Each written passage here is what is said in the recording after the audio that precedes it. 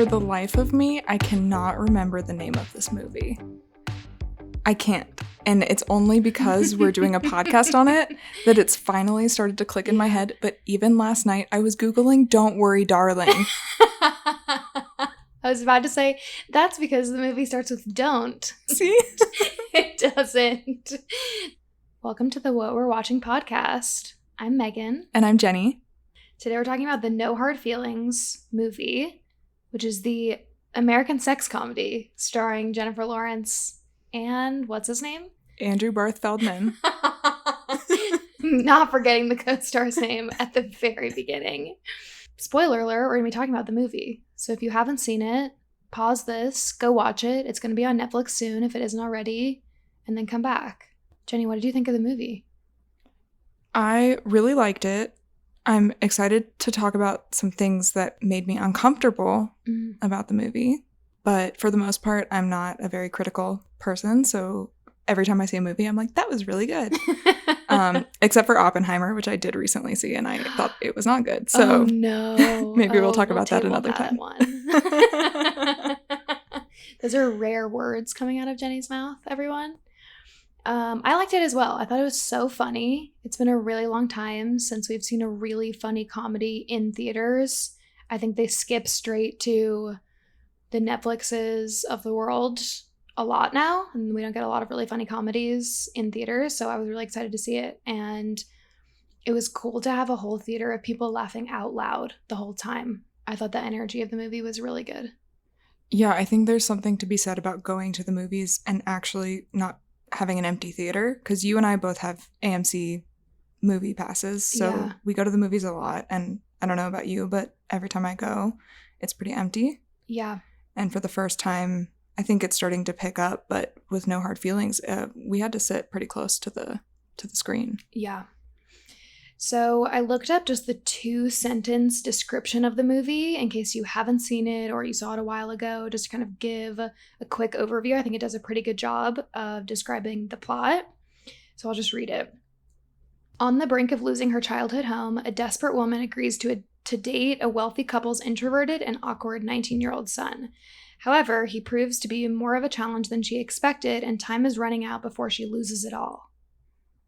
Yeah, that's a good summary. Yeah, it sounds much more dramatic than it actually was. But in general, I think it describes the plot pretty well.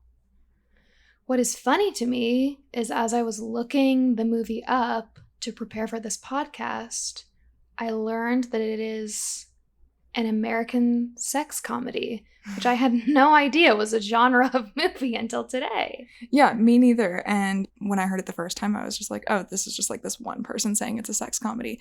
But it is a whole genre. And I actually have a little quiz for you on sex comedies. But first, let me look up the definition of a sex comedy. Oh, good. Let's get the facts. Sex comedy, erotic comedy, or more broadly, sexual comedy, is a genre in which comedy is motivated by sexual situations and love affairs. Huh. So that's pretty broad. It feels like a romantic comedy. Yeah. Like a raunchy romantic comedy. Yeah. But was this that raunchy? I guess we'll get into it later. Oh, Jenny's looking at me like it definitely was. I just got back from a weekend in Vegas, guys, okay? So maybe my bar is different today. Everything is raunchy and nothing is raunchy all at once. Yeah. Okay, so the quiz that I have for you is one that I made up. Oh, you made the quiz, Jenny. No, I'm not that extra, okay? I'm on menshealth.com, which I never thought I would be on. And Men's Health says 27 sex comedies guaranteed to make you laugh. And this is what I looked up because I was like, what the heck even is a sex comedy? I need to have some examples. Yeah. So I'm going to walk through this list of 27 sex comedies from the past 50 years. Mm-hmm. They've probably not aged well. I'm just going to guess right now. Perfect. And I'm going to ask you which ones you've watched, and I'll also answer. Oh, great. And we'll see if we're really fit to run a movie and TV podcast. Perfect. Okay. So the first one is Eurotrip. Nope. Me neither. 40-Year-Old Virgin. Ooh, yes. Also no for me. Oh. I know. You would like that movie. I know I would. Animal House. No. Me neither. American Pie. Actually, no, but I know it has Elizabeth Banks in it, and I love her. It's like a movie that I know all the references to, but I've never actually seen it. Yeah. American Pie 2 is also on this list. I'm going to just guess that you have not seen it. Girls Trip, 2017. Oh, I did see that. You did? Did not like it. Oh, good to know. I have not seen it. I'm 0 for 0 right now. What do I have? 1? You have 1. 2. 2, yes. 40-Year-Old Virgin. Right, 2. Okay. Superbad. Yes. Okay. I've heard it's a good Have you one. seen it? No. Still no. I'm still at 0. +1. No. 2019. I've never heard of it. Fast Times at Ridgemont High. No, but that sounds really familiar. It's from 1982. Sean Penn is in it. I've never seen it. Still at 0. Blockers. Nope. Oh, see, so we're not like really good at sex comedies. Clearly. Harold and Kumar Go to White Castle. I have seen that. You have? Yes. What did you think? I remember it being fine. My husband Brian loves that movie, and we watched it in college at some point. Okay. So it was not by choice. All right, Wedding Crashers. Yes, I love that movie. I think I've seen it, maybe, but I'm still going to count it as a 0 because I don't remember You it. guys can't see me, but my mouth is gaping because that is such a classic comedy.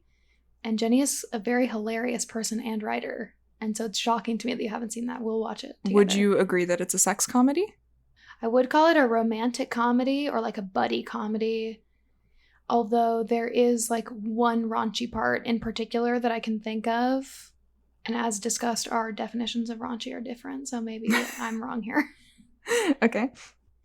Forgetting Sarah Marshall. Yes, I love that movie. It's on my list. It's on my summer watch list, actually. Yeah, let's do it. The Graduate is from 1967, so long shot. Okay. The Girl Next Door. No. Never heard of it. Risky Business. No. I've not seen it either. Maybe we should have That's a movie the cute night. one where they wear the socks and they slide into the room, right? Yes. And I've never seen it, but everyone always dresses up as it, especially at college I have parties. dressed up as that. Has dressed up as it, never seen it. I'm pretty sure you're every college girl. Right. Zach and Miri Make a Porno? Nope. Sounds like a sex comedy. It sure does. Can't Hardly Wait. Nope. I don't know if I'm fit to run this podcast. We're failing the quiz. Book Smart. Ah, my favorite. A sex comedy. Right? I think Men's Health is wrong, but... However, Superbad is very similar to that movie. So I guess I could see that. Yeah, I think that's their argument for it, is that it's like the girl's super bad. So yeah, it is the one that I have seen so far. Yeah. After Hours. Nope. Me neither. Don't know what it is. Bridesmaids. Yes, of course. Yes. Very good. That's actually the one that I was thinking about with this movie, No Hard Feelings, because I feel like I haven't seen a comedy since Bridesmaids era, when there were a lot of comedies coming out like this. Yeah, it feels like it's from the same era. And I don't know if that's the end or not. That's okay. We definitely failed. But yeah, I think my phone just decided to stop giving me sex comedies. So I guess we're done there. Anymore. I don't know that I feel any closer to understanding what a sex comedy is. Especially with Booksmart being on there. Yeah. Yeah. Okay, so let's get into talking a little bit about the movie. It was written and directed by Gene Stupinski. This is Editing Jenny popping in to say that we said Gene Stupnitsky's name wrong the entire episode. I'm sure he gets that a lot, but for the record, it's Stupnitsky. He was the co-creator of Jury Duty, so that is a recent success also, so he's having a great year. He also wrote on the show Bad Teacher and on The Office. And then John Phillips also wrote the movie with him, and he wrote Dirty Grandpa.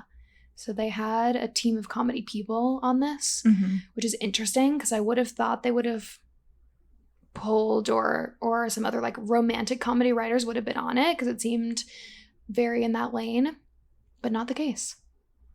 The next thing that comes to mind when we talk about this movie is Jennifer Lawrence, obviously, the star, the queen we love, and where she has been, which I'm saying in quotes because I feel like everywhere everyone is talking about Jennifer Lawrence's big return. Have you seen that? Yes, everywhere. Yes. Yeah, which seems interesting because I was looking her up today and she never actually left show business, even though I think that's very much the public's perception. I know I kind of felt like that.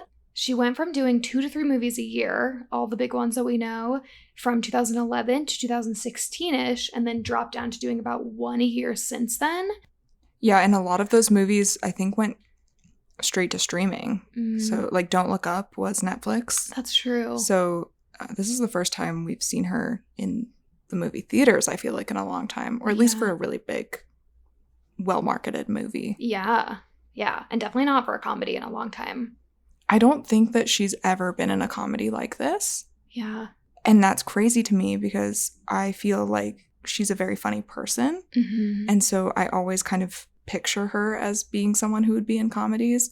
And then when I looked at the movies that she's been in, I was like, these are very intense, emotional roles that she's playing and winning Oscars for. And it's crazy to me that she hasn't been in a comedy like this before. That's actually so true. I hadn't thought about that. It kind of gives me Florence Pugh vibes. Like, Florence Pugh is really good at being funny and bringing levity to a very dramatic role, which I feel like is what Jennifer Lawrence kind of does, like with Silver Linings Playbook and those movies that are, like, in my head, I'm almost thinking of that as like a romantic comedy, which it's definitely much more of a drama. It's a little bit darker, but she's so funny. And I just like her. Do you like her? Yes, but there was a time that the internet hated Jennifer Lawrence. I know. And I tried to look into why. So someone said she tripped too many times at the Oscars and they thought she was faking it. Yeah. Well, I hadn't read that explicitly, but I think that's the crux of what people thought of her for a long time. Like, she was trying too hard to be the funny girl next door and to be relatable when she just wasn't. She was a pick-me girl? Yeah. Okay. Yes, exactly. The ultimate pick-me girl. Yeah. J-Law. Which I don't agree. I missed this, like, pseudo-canceling of her at the time. Like, I had no idea why that she went away, quote, went away, which I think really just means she stopped doing as much press and stopped being seen out in public as much. Mm-hmm. And I think it's because of that. Honestly, I think she just got overexposed. Like, I think she was everywhere and she was everything and at the, peak pinnacle of her young career. And I think people love to tear those people down. And so when people get sick of them, I think they just find reasons to not like them anymore. Yeah, that's true. And I think there was, so my mom canceled Jennifer Lawrence. Like, I remember hearing about Jennifer Lawrence not being cool anymore from my mom. Wow. Because that's when you know it's hit the mainstream.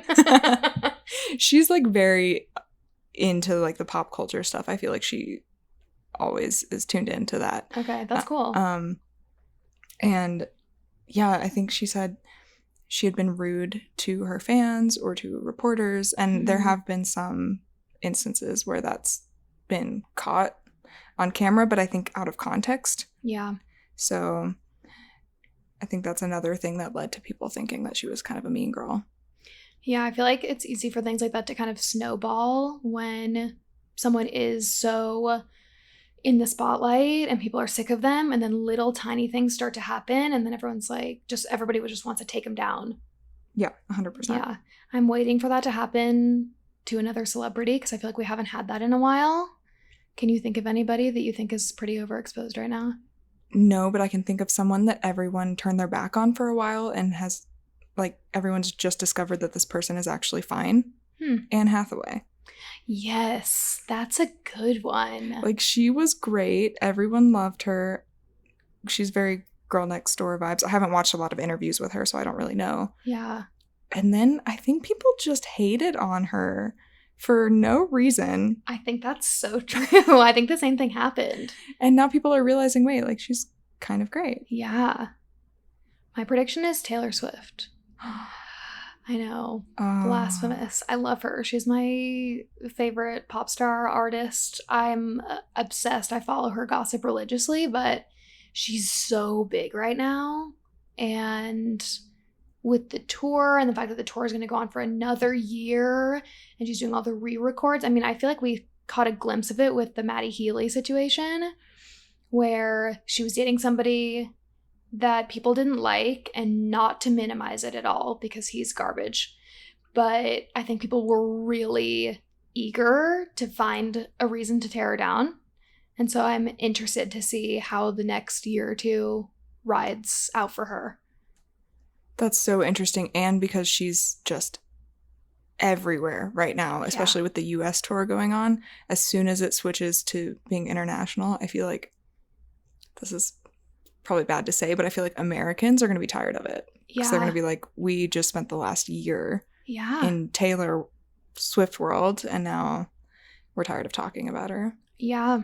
It's a good point. Especially if it continues to be as big, like her tour continues to be as big on social media, because if so, I think that's going to make people really sick of it for another full year. However, I would have said the same thing about a year ago about Harry Styles being so huge because he was in the Marvel movie. He was doing his Love on Tour in the US, so it was everywhere. And now that he's doing his international dates, I think it's quieted a lot. Mm-hmm. So maybe it will be the break that she needs. And the one thing about Taylor Swift is she has so many fans that I don't see her ever being not popular. Yeah. I just think she's always going to be the queen. Yeah. But yeah, Jennifer Lawrence, probably unjustified hate for her. Yeah. She did, however, in the last couple of years get married and have a kid. So I've actually heard people say like, oh, she went away for a while and she got married and she had a kid and now she's ready to be back. I certainly hope she's ready to be back, but I don't know that she ever necessarily went away. But she did get married in 2019 to Cook Maroney, who I think is an art curator in New York. So not in the entertainment world, which is interesting. And she had a kid. His name is Sai in 2022, which is very recent compared to this movie. So I feel like this movie started filming at the end of 2022. Yeah. So that's quick turnaround. Very early postpartum. Yeah. Wow. What I like about her is she's very private. Yeah. She doesn't have an Instagram as far as I know. Any photos of her and her kid have his face blurred out, which I appreciate in a world where we're all oversharing our babies on the internet. Definitely. So yeah, I feel like that makes a celebrity seem more humble, and I like that she's keeping her life private. Yeah, me too. She feels like the last of the pre-social media age, kind of. Like a lot of celebrities around her age have social media or have gotten social media after it became big. But her age and older, I feel like, are the people that have kind of stayed off or became famous pre-social media. And she's kind of the last group of that in my brain. I feel like if I was as famous as she was and had the experiences she had, I wouldn't want social media either. Oh, no. Definitely not. Okay, you want to talk about our other lead? Yes. So Andrew Barth Feldman. He's so cute. He's so cute. This is the first time we've seen him in a lead role on the big screen.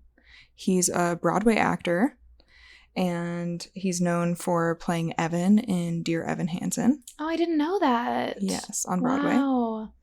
As we know from this movie, he's very talented. Yeah. And they used his musical talents in this movie, which we'll talk about later. Yeah. He's 21, and I have a really fun fact about Andrew Barth Feldman. Oh, yeah, tell me. So in 8th grade, he co-wrote and directed a Star Wars musical parody called SW, A Musical Hope. Oh, that's and so cute. Yeah, that might just sound like a really cute thing that he did in 8th grade, but in 2020, it was actually performed by Broadway stars. No way. Yes. That's huge. And to write a musical at that age is wild. Right? So at first I thought, ugh, I can't think of anything I did in 8th grade being something I would want anyone to ever see. Oh, absolutely not. Again, and I can't imagine reviving it. I was like, I can't imagine if he still even liked it, and maybe they did like a ton of edits to it. But actually, I think the point was that they really leaned into the cringy middle school humor of it. And it sounds like they didn't change a line of it. Oh, I want want to see it now. I'll have to look it up. I know. I think it sounds like it was so funny. And apparently he had to play Han Solo every time Aww. that they performed it, and that was not what he was cast as. He says, I'm not a Han Solo type. Oh. We love a self-aware king. But their Han Solo kept dropping out, and so he had to fill in and sing a song that had the lyrics, I wish I could say, Heya, Leia. Oh, no. No. And anyway, that's my fun fact about That's Andrew Barth Feldman. incredible. He also is going to Harvard, so him like being college age is actually true. He's not like much older or playing younger. He had to defer his Harvard admissions to film this movie. Jennifer was on a red carpet, I can't remember which one, and a reporter asked her about him going to Harvard, and she said, yeah, when he got the role, Jen is the one that called him and was like, I have some bad news. Which, what a mean way to start that. But she said, I have some bad news. You're going to have to defer Harvard. And then he gave another quote that was just like, this movie was a once in a lifetime opportunity and Harvard can wait. Or something like that. Amazing. Which I think, like, I don't think he's necessarily that similar to his character, but to be going to such a good school is kind of a funny coincidence. Yeah, but what a big break for him. I know. I think it was worth deferring Harvard. Absolutely. And I guess why that's relevant is because his character in the movie No Hard Feelings is about to go to Princeton. Yep. And do we want to dive into that a little bit more? Let's do it. So just to dig into the movie a little bit deeper, Jennifer Lawrence plays Maddie, who is a 32-year-old Uber driver, and she accepts a Craigslist job that's listed by these two helicopter parents who want her to date, in quotes, their 19-year-old son Percy, who is Andrew Barth Feldman, to boost his confidence and his social skills before he attends Princeton in the fall. And in exchange for all of that, she's not getting money, she's getting a car so that she can continue being an Uber driver, which is an interesting premise, I think. Very niche. Okay, so speaking of the Craigslist ad with the helicopter parents, I think it's really funny. It's a funny concept. I can't think of anybody in real life who would ever post on Craigslist looking for someone to have sex with their son. But apparently this was inspired by a real Craigslist ad that was exactly the same. And Gene Stupinski was very fascinated by this, and he kept thinking, well, who are the parents who are posting this ad? And who's the girl who takes them up on this offer? And that's what inspired the whole movie. And in his brain, he always wanted Jennifer Lawrence to be the lead. She's perfect for it. I mean, yeah, the two of them work so well together. I thought the pairing was perfect and hilarious and awkward and everything you'd want it to be. But I can't believe it's based on a real Craigslist ad, based on a true story. Yeah. That's nuts. Yeah, I can't imagine who those parents are. No. But I'm sure many of them exist. Yeah, so I think helicopter parenting is a big theme of this movie, and for sure, what happens when you don't give your kid a long enough leash and you want to control the outcome of their life. Yeah. And how it stifles them. Yeah. It's interesting because I think we see a lot in movies or TV shows, kids going really rebellious because their parents are very controlling. And so it was kind of refreshing to see a kid that is sheltered and kind of antisocial and afraid of things, and to like watch him come out of his shell as the movie progresses was like an interesting, very modern, I felt, coming of age feeling. Mm-hmm. But there is one thing that rubbed me the wrong way a little bit. Yeah. And that's the age gap. Yeah. So Percy, the character, is 19, and Jennifer Lawrence's character is 32, right? Yep. Which is how old she is in real life. Mm-hmm. Mm-hmm. While watching the movie, I just felt a little uncomfy with it. It's a big age gap, but it's very nuanced, I think. What were your thoughts on it? I don't know. I had the thought as I was watching it that this is probably not going to age well. I was like, I wonder if this is how, like, I'm trying to think of a other romantic comedy that did not age well, that at the time, I wonder if people could pick it out. And I feel like this was maybe that. But at the same time, I just liked it anyway. And maybe that's not an okay thing to say. But I did. It did not take me out of it to the point where I didn't like the movie, but I was very aware of it. Yeah. Yeah. I think you were supposed to be aware of it, and you were supposed to be not okay with it. Yeah. When they talk to the cast and the filmmakers about it, they all defend it every time, and they say that they never condone Maddie's actions or the parents' actions. Yeah. And instead, you're supposed to be having a critical look at it. And then there's an interesting point that this happens in reverse all the time. I've heard the justification that, or I've heard the argument, I guess, that if this was in reverse, it would be canceled and we would be like, this is so creepy, this like old man dating this young woman. Yeah. It's grooming. But in Which is how I feel, by the way. Yes. 100% it's grooming, it's bad. I think this is 100% grooming and it's bad. Yeah.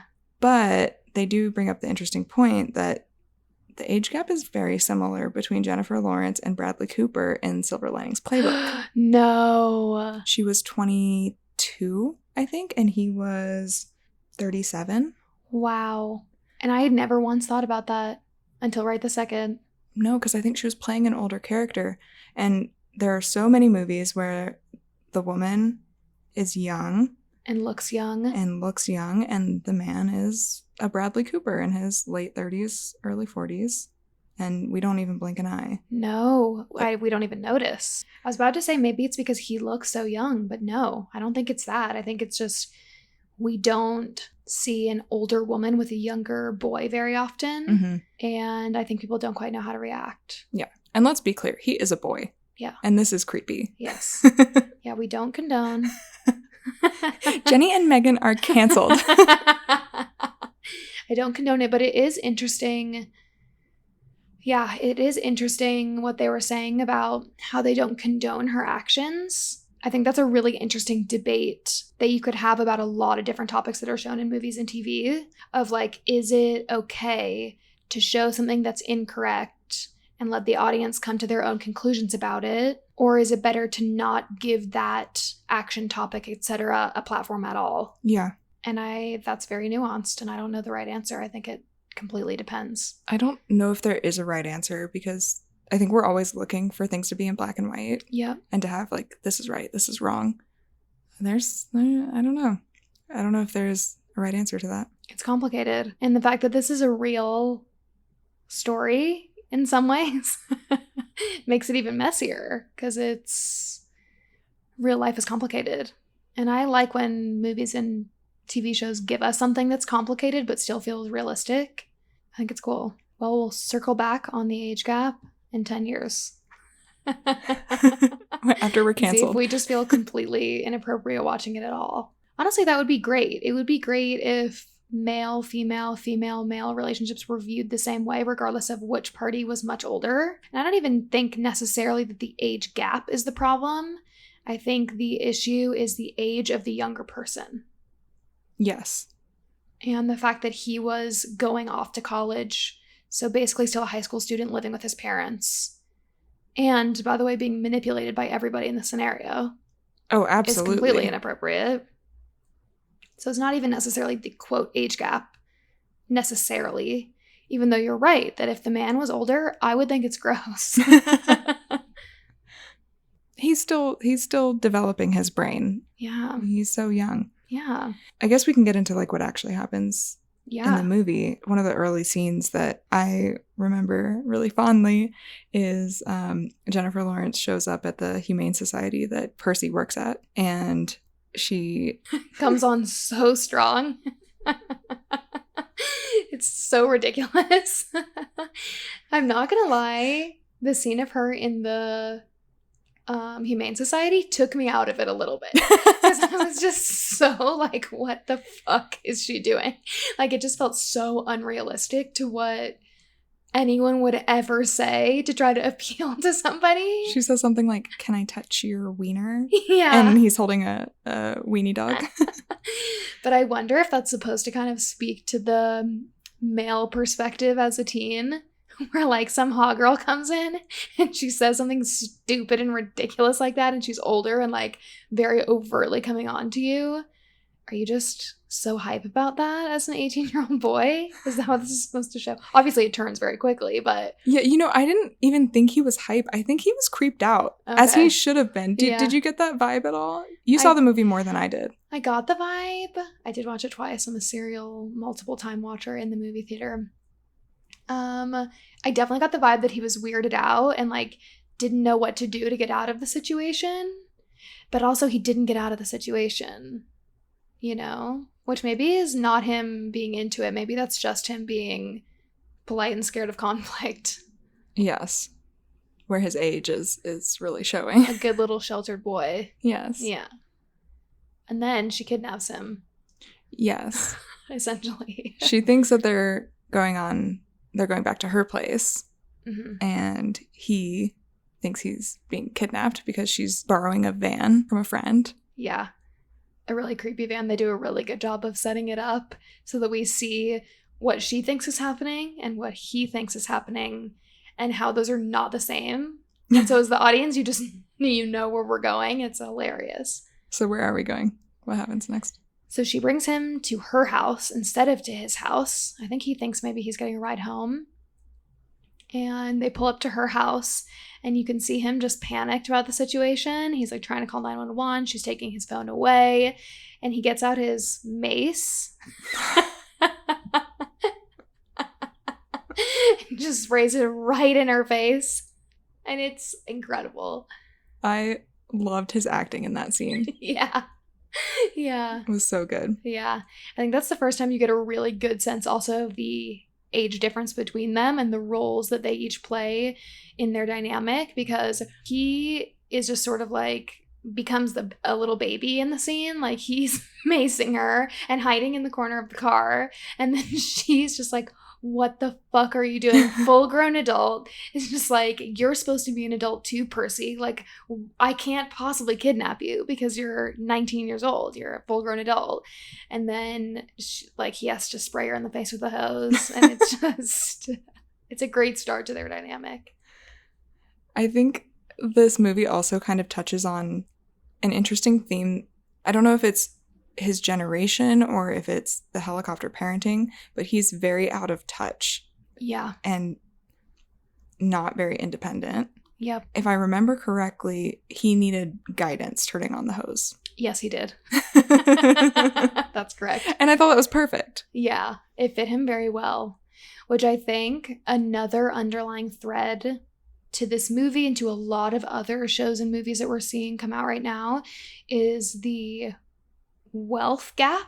Is like kind of a statement on the rich and wealthy and the difference between the working class and the wealthy class.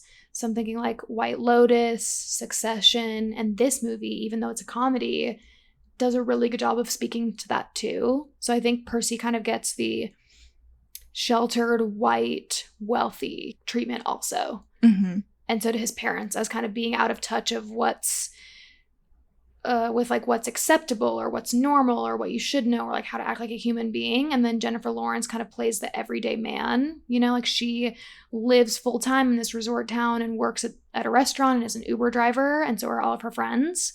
Whereas the wealthy family, Percy's family in the movie, like stays there for the summer and like holidays there and it has a super fancy house and they're paying somebody to get their son out of his shell, and it's an interesting kind of background to the whole movie.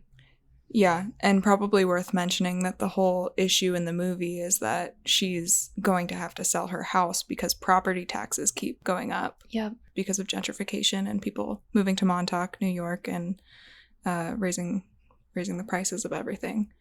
And I think they touch on that theme a lot, although I think there are so many different themes in this movie that they were playing with that I don't know if they went as deep into any one of them as they could have. Yep. In a comedy that's 90 minutes. Definitely. I think it's hard to make, actually I take that back. I was about to say I think it's hard to make any real like social stance in a comedy, but I don't think that's true. I take it back. Something else I loved about this movie and just about a lot of the movies that are coming out lately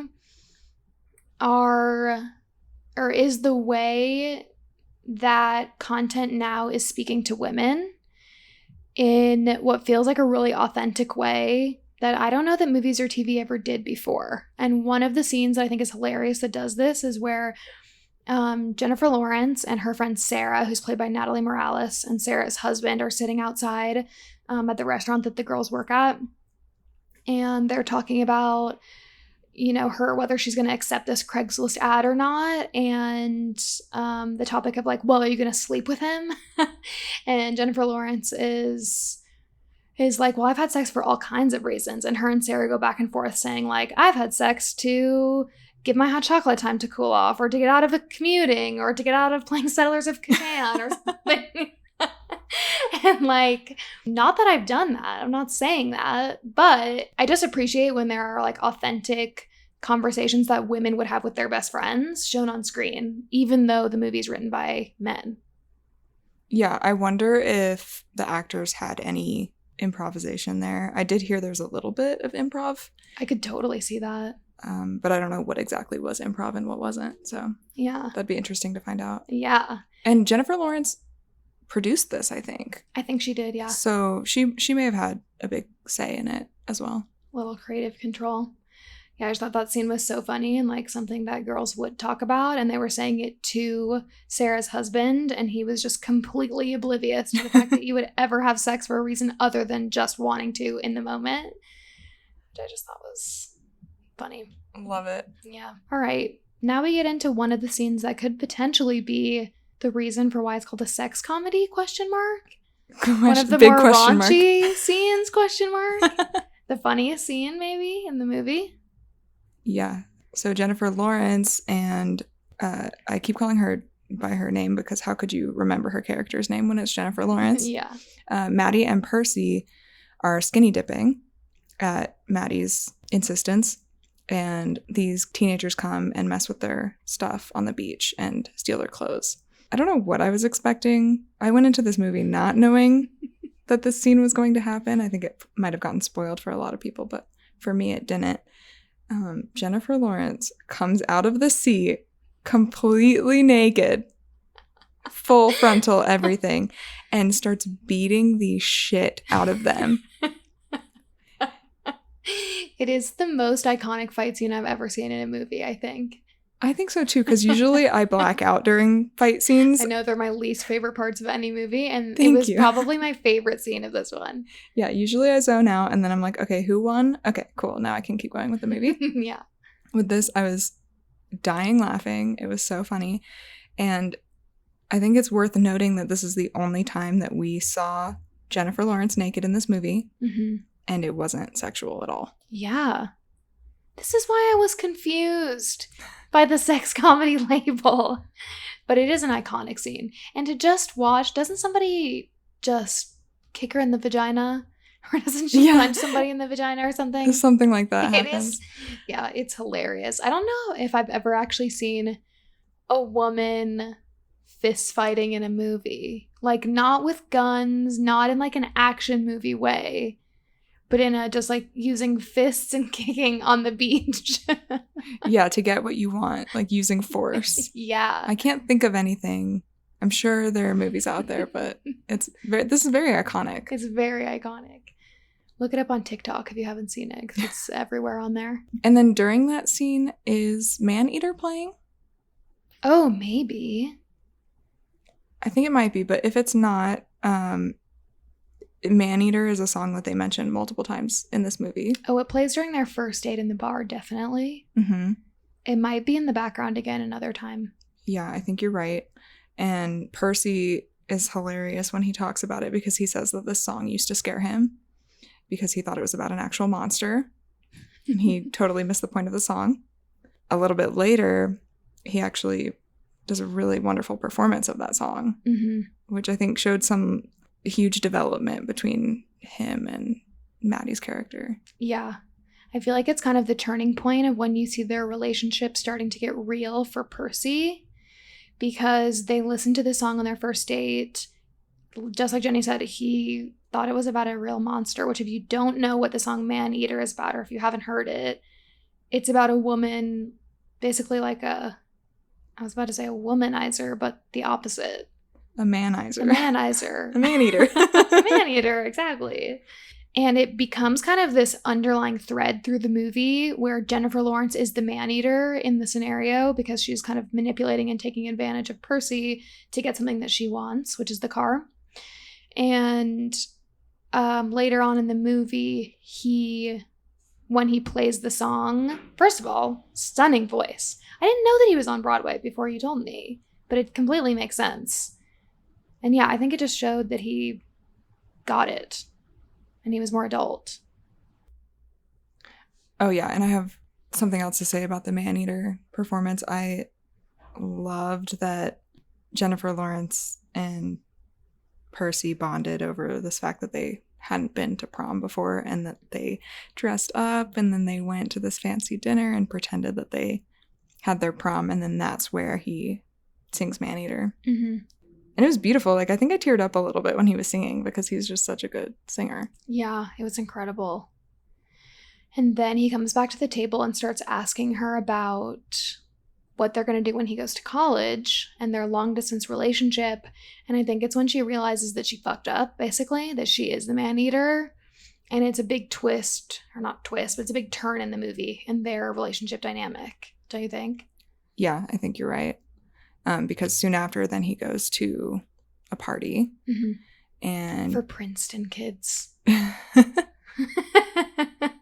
And he takes ibuprofen with alcohol and gets very, very drunk and sick and ends up punching Jennifer Lawrence in the throat on accident. God, I forgot about that.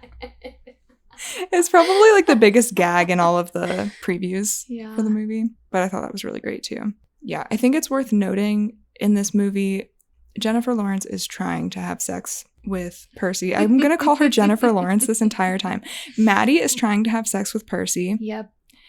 But she keeps failing. Yep. Either he breaks out in a rash or it's not a good time. And he wants to get to know her and be like emotionally attached to her, which is like the opposite of what she's trying to do. Yeah. Yeah. And this all sounds creepy while we're talking about it, but I don't think I ever got the sense that Percy actually was romantically interested in her. I think that he really, yeah, I think he really valued their friendship. Oh, I for sure, but he wanted to have a long distance relationship with her in college. This is his first girlfriend. Okay, so I think it's like when you're on the playground and you're like, will you be my girlfriend because I like talking to you? And then I don't know if he actually knew. Puppy love. Yeah. Yeah. However, I am married to my high school sweetheart, so from my perspective, it was a very serious relationship. Okay. Serious with no physical affection.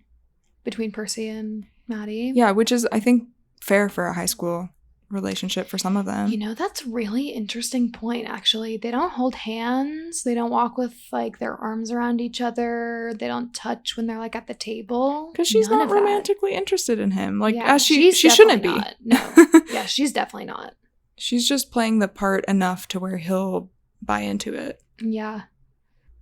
At some point, the jig is up, basically. So this has gone on for the whole summer. Maddie is trying to get the car, like we said. So she's continuing to date Percy. It's working. Percy's coming out of his shell.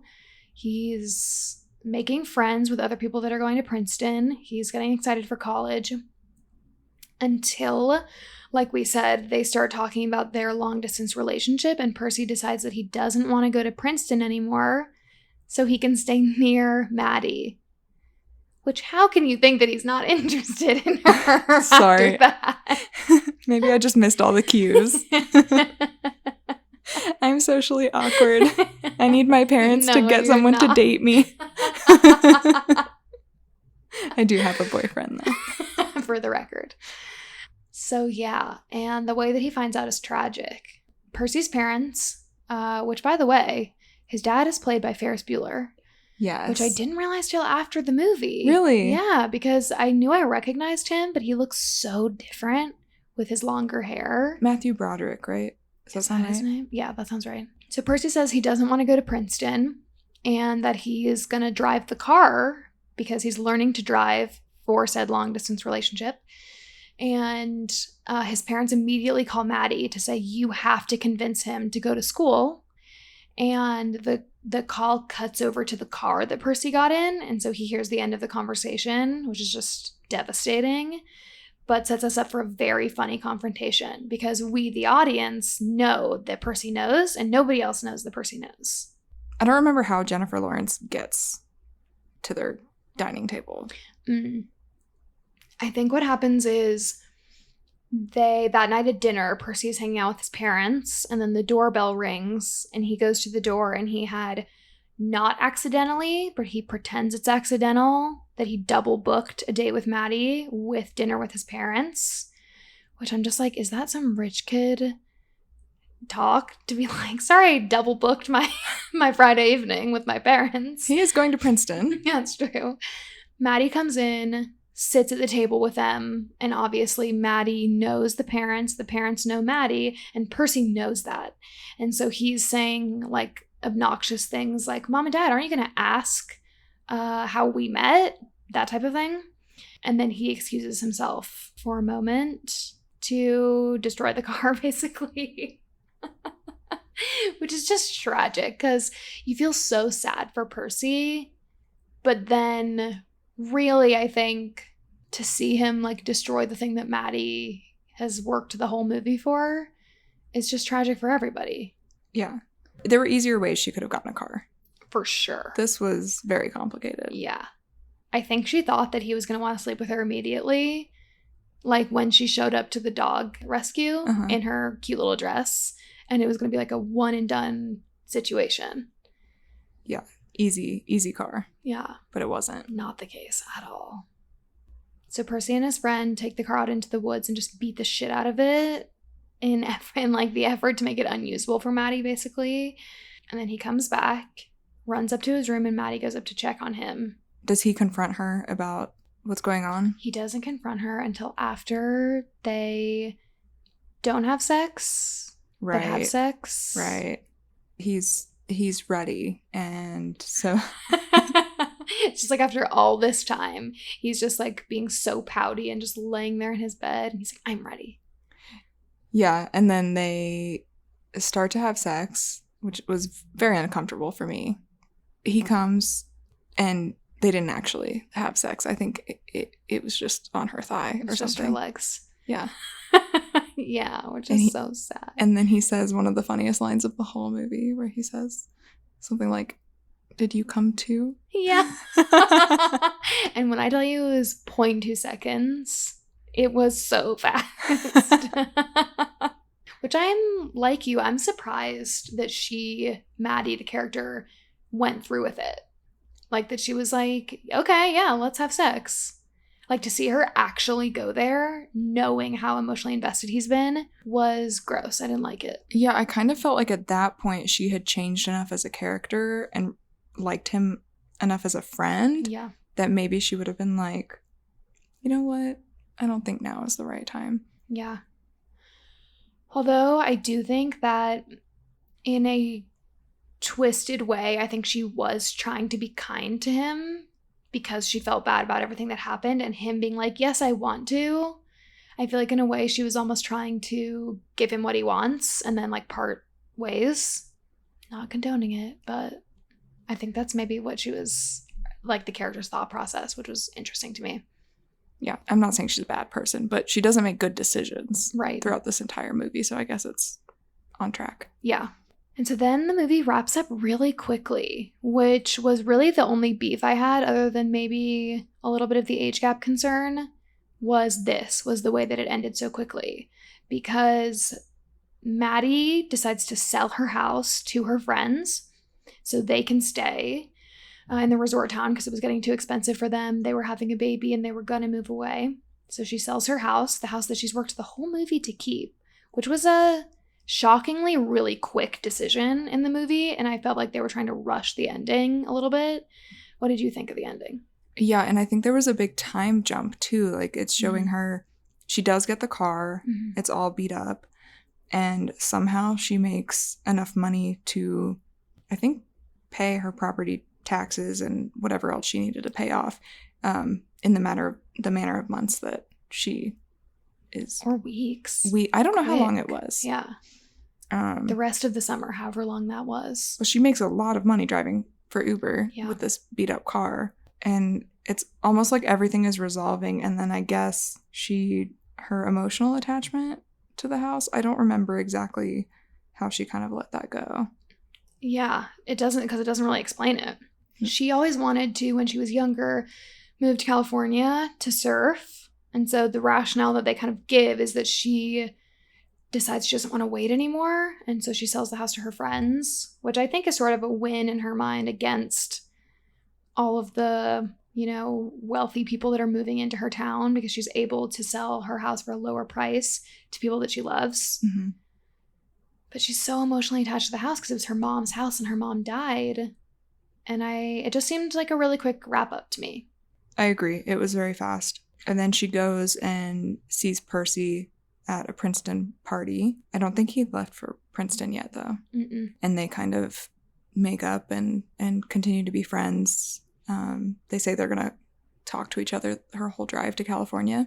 And I think I'm missing a part where she's like on his car as he's as he's driving away with her on the car, which is something similar to what the roles were reversed a little bit earlier. Yeah. But either way, they end up making up, and then it's also revealed at the end that she adopted a dog from the shelter, which I loved. I did love that part about the ending. Yeah. But I think I'm with you. I think everything wrapped up really quickly, and I don't think we had enough of Jennifer Lawrence's reasons for kind of snapping out of this.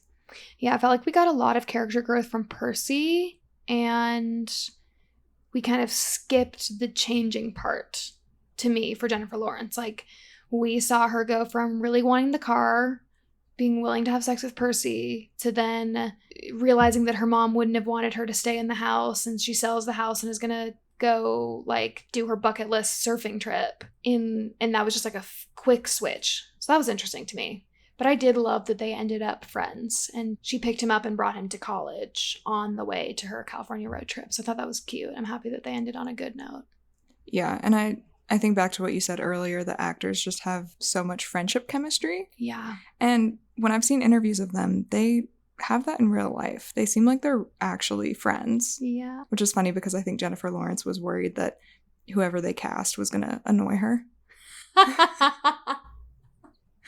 But Andrew, very much the opposite. I think that they get along really well and they know each other really well. Mm-hmm. They're very cute together. It left me almost hoping that one day they were going to grow up and both be consenting adults and get back together. That is so Which funny. is maybe not the appropriate takeaway, but it was my takeaway.